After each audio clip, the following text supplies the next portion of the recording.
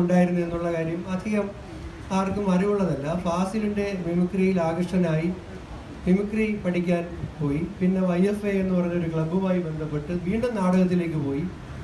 പിന്നെ ലോ കോളേജിൽ നിന്ന് LLB കഴിഞ്ഞ് നേരെ മഞ്ചേരിയിൽ പോകുന്നു, വക്കീലാകുന്നു.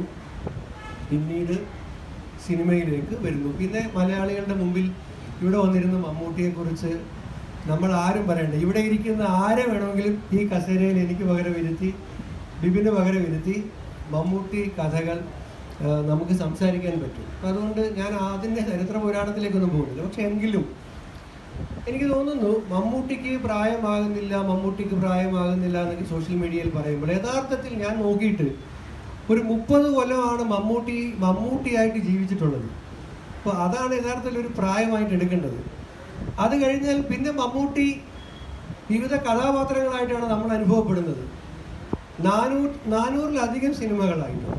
ഇപ്പോൾ ഇന്നലെ റിലീസ് ചെയ്ത Dominic and the lady purse എന്ന് പറഞ്ഞ ഗൗതം വാസുദേവ മേനോൻ്റെ സിനിമയും ഇവിടെ കൂട്ടുമ്പോൾ 400-ലധികം സിനിമകളായി. അതിൽ 200-ലധികം വ്യത്യസ്ത കഥാപാത്രങ്ങളാണ് മമ്മൂട്ടിയുടെ. ഇപ്പോൾ ചില വർഷങ്ങളിൽ ഇറങ്ങിയ സിനിമകൾ പരിശോധിച്ചിട്ടുണ്ട്.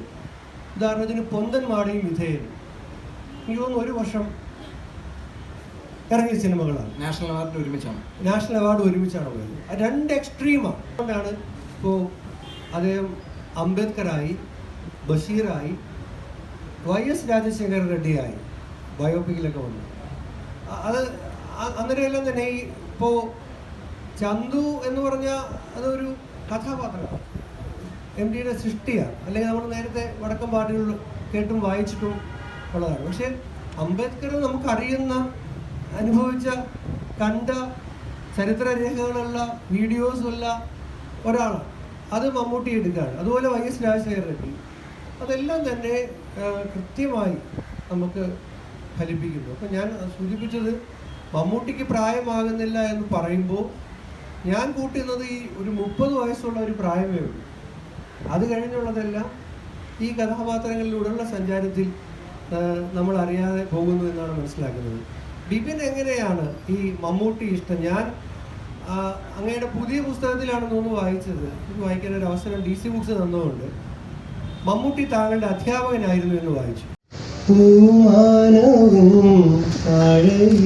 ഭൂമിയും സ്നേഹലാവണ്യമേ നിന്റെ ദേവാലയം, പൂമാനവും താഴെ ഈ ഭൂമിയും സ്നേഹലാവണ്യമേ നിന്റെ ദേവാലയം, ഗോപുരം നീളെ 1000 ദീപം ഉരുകി ഉരുകി മെഴുകു തിരികൾ ചാർത്തി, മധുര മൊഴികൾ കിളികൾ അതിനെ വാഴ്ത്തി, മെല്ലെ കൂടെ ഞാൻ പാടുന്നു നീ എൻ സർഗ സൗന്ദര്യമേ, നീ എൻ സർഗ സംഗീതമേ, നിന്റെ സങ്കീർത്തനം ഓരോ വീണങ്ങളിൽ പാടുവാൻ നീ